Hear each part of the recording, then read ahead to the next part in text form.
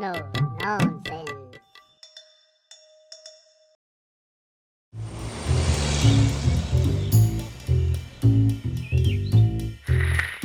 મોટા વિચારું છું કે શેર માર્કેટનું કામ શરૂ કરી દઉં.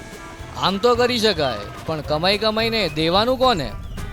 નુકસાન કર ઈ તારું, અને નફો કર તો એમાં વિકાસનો ભાગ. કંઈ સમજાણું નહીં. આ જો ને, 6 મહિનામાં નફો કરો તો શોર્ટ ટર્મમાં ભાગ, અને વરસ બાદ કર તો લાંબા ગાળે ભાગ. અને હવે તો આમાં પણ ટકાવારી વધી. હા તો પેલા હતું જ ને.